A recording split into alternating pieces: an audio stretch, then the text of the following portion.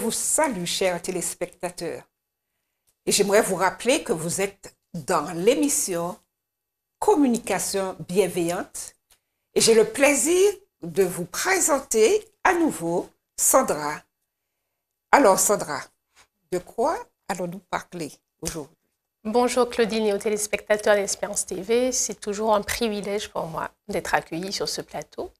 Nous sommes à la 10e émission, l'expression des besoins, partie numéro 3.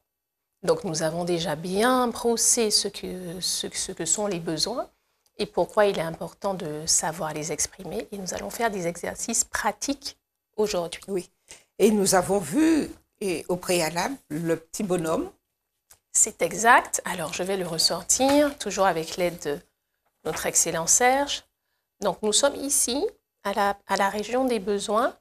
Et c'est le ventre, l'expression des besoins. On a vu qu'ils nous sont tous communs et tous universels. Donc, si nous apprenons à les exprimer, nous allons stimuler chez l'autre l'envie de collaborer, puisqu'il se reconnaîtra dans ses besoins. Et le conflit devient difficilement possible à ce niveau-là. Nous allons prendre des exemples et tu me diras, Claudine, si dans les phrases que je vais t'indiquer, elles expriment un besoin, selon toi. J'ai besoin de solidarité. Bien sûr. Donc, le besoin, c'est la solidarité. Très bien. J'aimerais plus de clarté. Le besoin, ce serait quoi? La clarté. La clarté. Oui. Donc là, je suis parfaitement d'accord avec toi. Je voudrais que tu te taises quand je parle. On a pris cet exemple la fois dernière, il m'avait fait sourire. Mais là, est-ce que j'ai exprimé un besoin? Je voudrais que tu te taises quand je parle. Non, on ne sait pas pour quelle raison. Alors là, je n'exprime pas un besoin, puisque qu'est-ce que je dis sur mon besoin? Voilà. Qu'est-ce que tu sais de mon besoin? On ne sait pas. Si tu as beaucoup d'empathie, tu vas comprendre peut-être que j'ai besoin de calme. Mais néanmoins, pour l'exprimer, je suis en train de vouloir agir sur toi. Tu te tais quand je parle. Alors que l'expression de mon besoin serait « j'ai besoin de calme » ou « j'ai besoin de concentration ». Tu vois? Et puis après, de faire une demande. Alors, un autre exemple. Je suis déçue que tu n'aies pas tenu ton engagement. Où est le besoin? Où est mon besoin quand je dis « je suis déçue que tu n'aies pas tenu ton engagement » Je ne sais pas. Et si tu fais preuve de beaucoup d'empathie, est-ce que tu pourrais le deviner, le besoin? Je suis déçue que tu n'aies pas tenu ton engagement. Quel est mon besoin? J'ai besoin en fait que l'autre y respecte Un contrat. un contrat, sa parole peut-être, Oui. sa parole donnée, un contrat. Voilà le besoin. Et voilà quand je le dis de cette manière, par exemple, j'ai besoin de pouvoir compter sur ta parole, j'ai besoin que tu respectes, enfin oui, j'ai besoin de respect de la parole donnée, des choses comme ça. Voilà l'expression de mon besoin où l'autre peut se reconnaître, puisque ce sont des besoins, on a dit, qui sont communs et universels. N'as-tu pas aussi besoin du respect de la parole donnée, toi? Bien sûr, bien sûr. Voilà. Donc là, tu vois, quand je formule en termes de besoin qui m'est propre, l'autre peut se raccrocher et me rejoindre à ce niveau parce que ça lui parle. C'est aussi des besoins qui sont les siens. Même si ça se situe pas au même moment. Exactement. Mais ça vient dans le même périmètre. Ah, je reconnais ça parce que moi aussi, je fonctionne de la sorte. Donc, ça éveille un désir de collaboration. Ça stimule quelque chose en moi de l'ordre de l'empathie. Oui. Voilà. On nivelle, on harmonise parce qu'on se reconnaît. Même si au moment précis, on n'a pas le même besoin. C'est tellement rare d'avoir le même besoin au même moment. Ça rend la vie très, très belle lorsque ces moments se produisent. Mais voilà, je me reconnais dans l'énoncé de quelque chose qui, moi aussi, articule ma propre vie et mon propre fonctionnement. Tu vois? Et c'est là la postulation où, à ce niveau-là, le conflit devient impossible. Mais faut-il encore apprendre à l'exprimer? Donc, j'ai pris quelques exemples. Je me sens triste parce que tu ne m'as pas souhaité un bon anniversaire. Donc, ai-je dit mon besoin? Alors, j'ai dit je me sens triste, j'ai dit mon sentiment.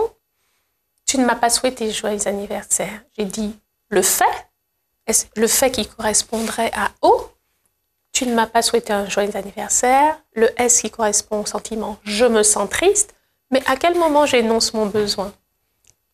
C'est sous-entendu. Tu vois, tu vois, cette somme de sous-entendus, cette somme de non-dits,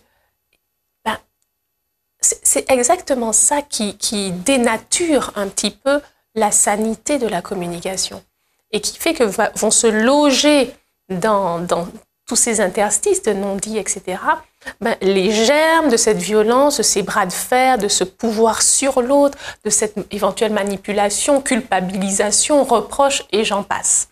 Donc, pour dire clairement mon besoin, je peux te dire, j'aime être fêtée. J'aime être fêtée. Il y a des gens que cette date d'anniversaire ne passe pas inaperçue. Ne passe pas inaperçue. Il y en a pour qui c'est important et d'autres pour qui ce n'est pas du tout important. Mais cette personne, elle aime être fêtée. Voilà son besoin. J'aime être fêtée. Donc, j'exprime mon besoin et là, l'autre comprend mieux la succession des sentiments parce que tu aimes être fêtée. Donc, si tu me suis bien, le besoin, Claudine, dans ce ventre, comme représenté dans le bonhomme dont on a déjà plusieurs fois parlé, ce besoin, est-il la cause du sentiment qui naît en moi, finalement? C'est une question que je pose ouverte. Est-ce que c'est finalement mon besoin qui est à la genèse du sentiment agréable ou désagréable? Qu'en penses-tu? Je pense que oui. Tu penses que oui? Excellente réponse, c'est exactement ça. Ce n'est pas le stimulus extérieur qui va générer en moi des sentiments, c'est ce que nous croyons faussement. Et je vais tout de suite illustrer pour que mon propos soit clair.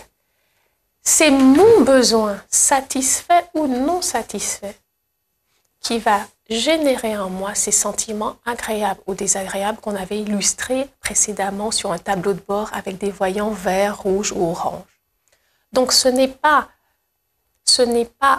toi qui me mets en colère. Alors, il est vrai que dans la situation où je suis en pleine concentration de travail et quelqu'un fait une entrée, une irruption assez intempestive, c'est un stimulus, tu me suis, extérieur, mais qui va déclencher une réaction parce que j'ai besoin de calme et de concentration à ce moment-là. Tu vois? Oui. Donc, tu as bien suivi. C'est parce que j'ai un besoin au-dedans de moi que le sentiment qui naît est agréable ou désagréable, mais est en lien avec mon besoin. Et la cause extérieure n'est qu'un stimulus, mais n'est pas, l'intervention extérieure n'est qu'un stimulus, mais n'est pas la cause de mes sentiments. Donc, tu ne peux pas me mettre en colère. Je prendrai des illustrations pour que ce ne soit pas non plus trop compliqué, mais est-ce que as-tu compris ce que je voulais dire? D'accord. Bon, j'espère que les téléspectateurs également. Donc, en communication bienveillante, on s'exprime en étant conscient que ce sont nos besoins qui sont à l'origine de nos sentiments et qu'il faut les démêler de l'autre. Et en démêlant ces besoins de l'action de l'autre, on augmente ses chances d'être vraiment proche de lui. Donc, on a vu qu'il y a un certain nombre de besoins qui sont communs et universels.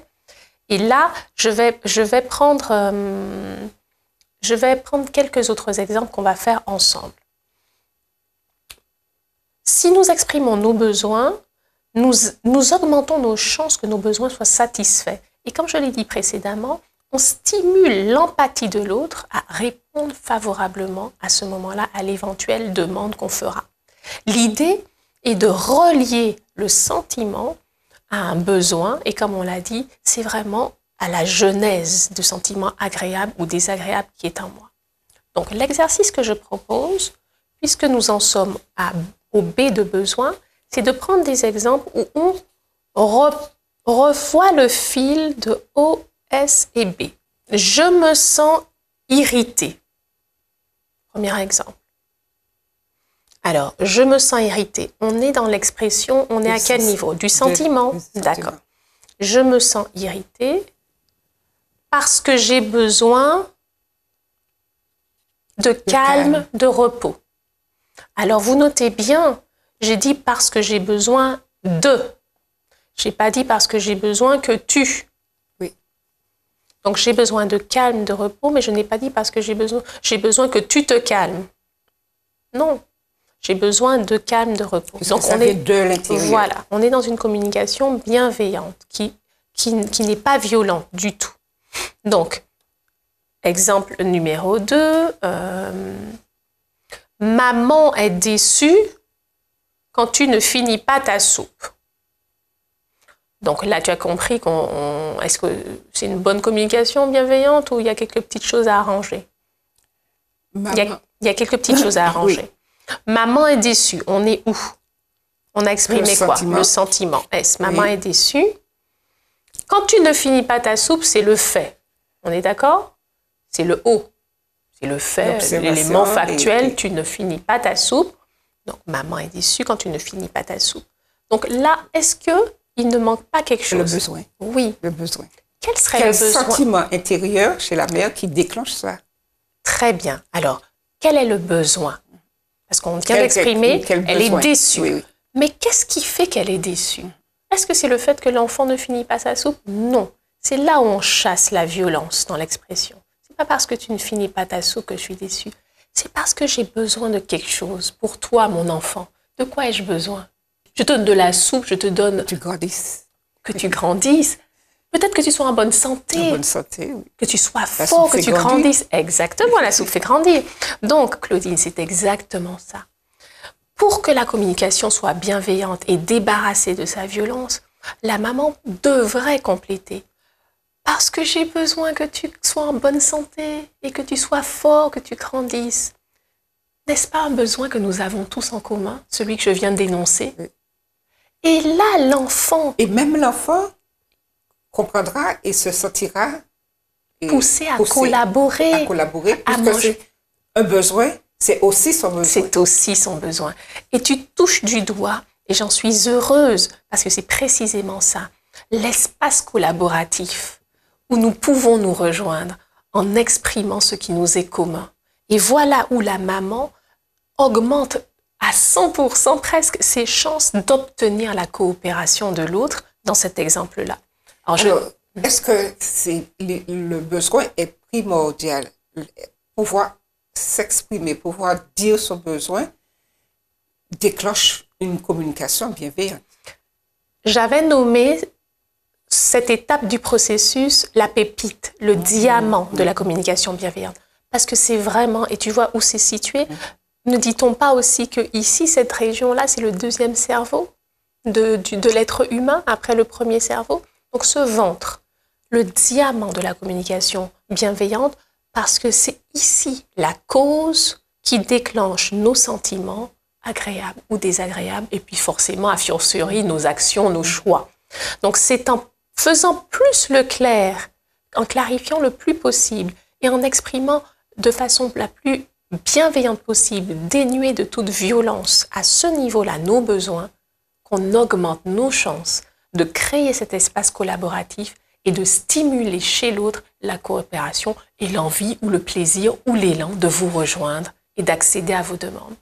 Donc je propose, Claudine, que la prochaine fois, nous passions au 4e temps du processus, comment faire une demande, le D de demande, et puis s'il nous reste du temps dans nos séries d'entretiens, nous emploierons la dernière séquence pour illustrer et poser des questions libres. Es-tu d'accord? Voilà, bien sûr, Sandra. Merci, Claudine. Eh bien, merci, chers téléspectateurs. On vous dit une prochaine fois. À très bientôt.